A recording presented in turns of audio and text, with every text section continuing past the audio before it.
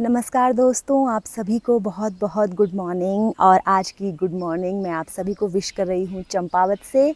आप लोग जानते हैं, मेरे कल के व्लॉग में आपने देखा होगा कि हम लोग कल पाताल भुवनेश्वर गए थे, और जो कि गंगोली हाट पिथौरागढ़ में पड़ता है। और आज हम फिर शाम को हम वहाँ से चंपावत आ गए थे, क्योंकि चंपावत में आज हम लोग जो है मायावती आश्रम को घूमने जाएंगे और साथ में गोरील देवता या गोलू देवता के दर्शन करेंगे। तो हम लोग रात को जिला मुख्यालय जो चंपावत का मार्केट है वहाँ रुके थे, और अभी हम लोग रेडी हो गए हैं। हमने अपने होटल से चेकआउट कर लिया, अब हम जा रहे हैं गोरील देवता के दर्शन करने, उसके बाद मायावती आश्रम।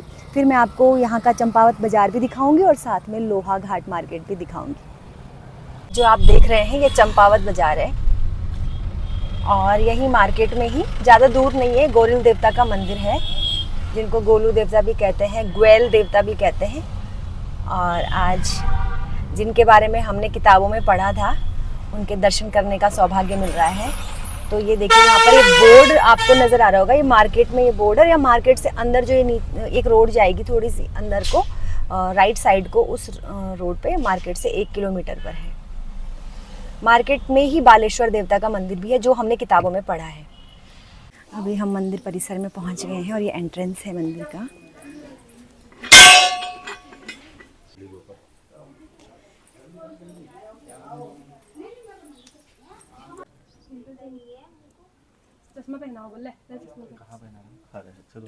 मैं अंदर गर्भगृह में नहीं लेके जा रही हूँ कैमरा, बस मैं आपको बाहर से दिखा देती हूँ। जब भी आप यात्रा पे आएंगे तो आपके लिए भी कुछ होना चाहिए देखने के लिए। जो ये गोलजू देवता का मंदिर है, इनके बारे में लोक कथाओं में एक प्रसंग आता है, और जागरों में भी इनकी जो कहानी है उसमें ये बताया गया है कि ग्वालसी कोट जो एरिया है, कुमाऊँ का क्षेत्र रहा होगा, कुमाऊँ का ऐतिहासिक, उसमें आसुराई एक राजा हुए, और उनके एक बेटे थे जिनका नाम था झालुराई। तो झालुराई की 7 शादियाँ हुई, लेकिन कोई संतान नहीं हुई। तो फिर उनकी एक 8वीं शादी हुई, जिसमें उनकी जो पत्नी थी उनका नाम कालिंका था, और वो गर्भवती हुई। जब वो गर्भवती हुई तो ईर्ष्या से उनकी जो बाकी की रानियां थी, उन्होंने ये फैसला लिया कि हम इनके बच्चे को मार देंगे। जैसे ही बच्चे के जन्म का समय हुआ, तो उस समय राजा झालुराई कहीं बाहर गए हुए थे। उन्होंने अपनी रानियों से कहा कि यदि पुत्र होगा तो तुम बाहर ये घंटी बजा देना, मुझे संकेत मिल जाएगा। तो रानियों ने कहा ठीक है। अब जब बच्चे ने जन्म लिया तो उन्होंने क्या किया कि जो कालिंका थी उनके आँखों पे पट्टी बांध दी, और फर्श में एक गड्ढा कर दिया, और वहाँ से जो बच्चा था उसको बकरियों के गोठ में फेंक दिया, और वहाँ पर एक सिलबट्टा और उसका जो पत्थर होता है उसको उसमें खून लगा के उसको रख दिया, और कहा कि तुमसे कोई पुत्र ने जन्म नहीं लिया, बल्कि तुमसे इसने जन्म लिया, ये पत्थर तुम्हारा पुत्र हुआ है। लेकिन वहाँ पर भी जो है वो बच्चा मरा नहीं, और उन्होंने उसको नदी में बहा दिया। वहाँ पर एक मछुआरे ने नदी से उस बच्चे को पाला पोसा और बड़ा किया। वो बहुत मेधावी बच्चा था, और जो गुलेल होती है उसको बहुत अच्छा खिलाड़ी था गुलेल का। तो मछुआरे के घर में वो पला बड़ा, हर चीज़ में बहुत ही प्रतिभाशाली बालक था। उसको अपनी जन्म की सारी बातें पता थी।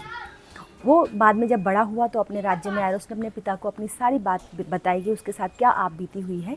फिर राजा ने अपनी सभी रानियों को दंडित किया और उनको अपना उत्तराधिकारी घोषित करके सिंहासन पर बिठा दिया। तो जो राजा ग्वेल थे, उनको इस यहाँ के लोक गाथों में ग्वेल भी कहते हैं, गोलू भी कहते हैं, और गोरेल भी कहते हैं। तो वो जब राजा बने तो बहुत ही न्यायप्रिय थे। उन्होंने अपनी, जिसको भी पूरे क्षेत्र में कहीं न्याय नहीं मिलता था, वो यहाँ पर आकर के न्याय मांगते थे। तो जब बाद में उनकी मृत्यु हो गई तो यहाँ के लोगों ने अपने न्यायप्रिय राजा के, या राजकुमार हम कह सकते हैं, के लिए ये मंदिर की स्थापना की, और तब से लेके अब तक इनकी पूजा होती आ रही है। जिसको कहीं दुनिया में न्याय नहीं मिलता है, कहा जाता है कि वो बाबा गोरील के पास आते हैं और अपने लिए न्याय मांगते हैं। तो ये यहाँ की लोक गाथाओं में प्रचलित कथा है। जब भी आप कुमाऊँ की यात्रा पर आएँ तो चंपावत ज़िले में स्थित इस मंदिर में बाबा गोरील कहें या गोलू कहें या ग्वेल कहें के दर्शन करने आप ज़रूर आएँ, और आपको आपके मन में जो भी मनोकामना होगी वो निश्चित रूप से पूरी होगी, ऐसी यहाँ पर मान्यता है। हमने गोलू देवता के दर्शन तो कर लिए हैं, और अभी चंपावत बाज़ार में हैं हम, और अब इसके बाद आगे हम कहाँ जाने वाले हैं बताइए। इसके बाद हम मायावती आश्रम जाने वाले, जो यहाँ से 9 किलोमीटर की दूरी पर है। वहाँ विवेकानंद जी ने कुछ समय बिताया था, तो वहीं जाएंगे हम लोग अभी। ओके। घने जंगलों के बीच से आश्रम का रास्ता जा रहा है। इस जंगल में बांज के, बुरांस के और काफल के बहुत सारे पेड़ हैं, और देवदार के बहुत ही घने जंगल हैं। स्वामी विवेकानंद जी ने इस जगह को अपने आश्रम के लिए चुना है, तो निश्चित रूप से ये बहुत ही खास जगह है और बिल्कुल प्रकृति की गोद में ये जगह है। ये आश्रम है और आश्रम का कैंपस है, काफ़ी बड़ा है, अंदर जाके काफ़ी अच्छा बगीचा भी है। दोस्तों, हम चंपावत से 22 किलोमीटर और लोहा घाट से 9 किलोमीटर आगे ये मायावती आश्रम है, जिसको अद्वैत आश्रम भी कहते हैं। स्वामी विवेकानंद जी ने अपने एकांतवास के लिए और वेदों के अध्ययन के लिए अपने शिष्यों से कहा था कि उन्हें एक ऐसी जगह चाहिए जहाँ पर वो प्रकृति की गोद में अकेले में बैठ कर के अध्ययन कर सकें और मेडिटेशन कर सकें।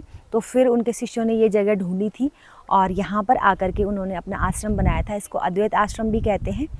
और विवेकानंद जी का जो मिशन था, उसका जो प्रबुद्ध भारत प्रकाशन कार्यालय था, इसको मद्रास से फिर यहाँ पर शिफ्ट किया गया था।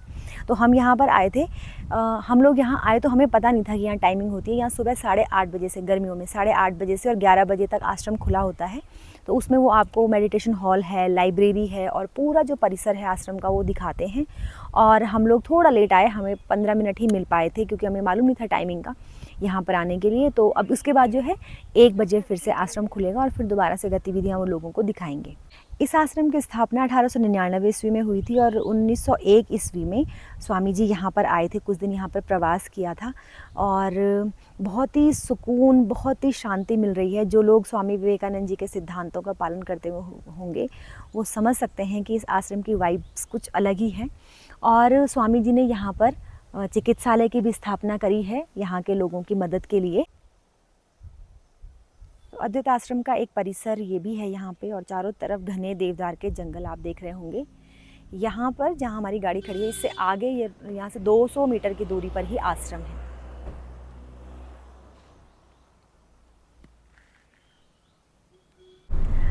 अद्वैत आश्रम से 9 किलोमीटर पे ये लोहा घाट आ गया है और अद्वैत आश्रम जो है वो मेन रोड पे नहीं है, लोहा घाट से ही अंदर को उसके लिए एक अलग रोड कटती है। और ये जो लोहा घाट है ये भी अपने आप में बहुत ही सुंदर रमणीक जगह है। कहते हैं कि अंग्रेज़ों को ये जगह बहुत पसंद थी क्योंकि ठंडी भी है और बहुत ही सुंदर है ये घाटी, इसलिए अंग्रेज़ यहाँ रहना पसंद करते थे। तो आप जो मेरे पीछे ये रोड देख रहे हैं, ये वाली, ये आ रही है टनकपुर चंपावत लोहा घाट से। अभी हम इधर से आ रहे हैं और ये रोड जो है 2 तरफ को मुड़ जाती है। यहाँ पे 2 राह है। ये जो आप पुल की तरफ को देख रहे हैं, ये रोड जाती है लोहा घाट की तरफ को और ये नेशनल हाईवे है। इसमें आपको यहाँ पे लोहा घाट हो गया, धारचूला है, गुंजी है और लिपुलेख दर्रा जो है वो सब इसी वाले रास्ते से जाती है गाड़ियाँ। ये वाली जो रोड है ये अल्मोड़ा और गंगोली हाट वगैरह जा रही है। ये जो मैंने आपको बताया था, ये अभी ये जो धारचूला वाली रोड है, यहीं से लोग आदि कैलाश के लिए भी यात्रा करते हैं। तो ये बहुत अच्छा हाईवे बना हुआ है यहाँ पर, क्योंकि ये सामरिक दृष्टिकोण से भी बहुत इम्पॉर्टेंट है हमारे लिए। तो इसलिए यहाँ पर आर्मी के जो ट्रक हैं वो इनकी आवाजाही बहुत ज़्यादा है। तो ये रहा वो टनकपुर और चंपावत वाली रोड। और यहाँ से अब हम चंपावत से आए, पिथौरागढ़ की यात्रा पूरी करके हम चंपावत से आए और अब हम यहाँ इधर अल्मोड़ा डिस्ट्रिक्ट की तरफ एंटर करने जा रहे हैं। अभी हम पहुँच गए हैं आरातोला मार्केट में और यहाँ से लेफ़्ट साइड को 3 किलोमीटर अंदर जा कर के जागेश्वर धाम है। तो अभी हम जागेश्वर धाम जा रहे हैं दर्शन करने के लिए। और अब हम पहुंच गए हैं धाम में। पुराणों के अनुसार सप्तऋषियों ने यहाँ पर तपस्या की थी। भगवान शिव यहाँ पर उनकी तपस्या से बहुत प्रसन्न हो गए थे और यहाँ पर जो भी लोग मनोकामनाएं मांगने के लिए आते थे उनकी मनोकामनाएं पूरी हो जाती थी। तो लोगों ने यहाँ पर जो मनोकामनाएं पूरी होती थी उसका गलत उपयोग करना शुरू कर दिया। इसलिए फिर जब शंकराचार्य जी यहाँ पर आए तो शंकराचार्य जी ने यहाँ पर शिव जी को अपने मंत्रों से और अपनी तपस्या से कीलित कर दिया, ताकि लोग जो हैं उन अपने जो वरदान हैं उनका गलत उपयोग ना कर सकें। और तब से जो भी सद्भाव से यहाँ पर मनोकामनाएं मांगते हैं उनकी मनोकामनाएं पूरी होती हैं। यहाँ पर कत्यूरी शासकों ने 250 से ज़्यादा मंदिर बनाए हैं। कहा जाता है कि यहाँ पर जो मंदिर निर्माण है ये कत्यूरी शैली में है और इसका भी एक समय है। 3 भागों में बांट सकते हैं इन मंदिरों के निर्माण को। पहला है कत्यूरी शासन, दूसरा उत्तर कत्यूरी शासन और तीसरा है चंदों के काल में। चंदों ने भी इन मंदिरों में काफ़ी चंदा वगैरह दिया, दान वगैरह दिया है।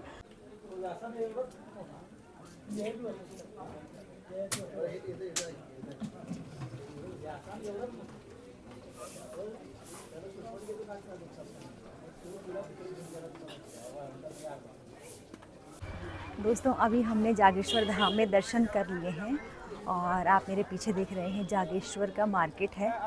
और अब हम यहाँ से रात को नाइट स्टे के लिए अल्मोड़ा जा रहे हैं। आज अल्मोड़ा रहेंगे और कल हम मुक्तेश्वर और गोलजी देवता वगैरह, कसार देवी माता मंदिर वगैरह घूमने जाएंगे। और आज का ठिकाना है हमारा ये खूबसूरत अल्मोड़ा शहर। आप मेरे साथ ऐसे ही बने रहिएगा। मिलती हूँ आपसे नेक्स्ट व्लॉग में। Thank you.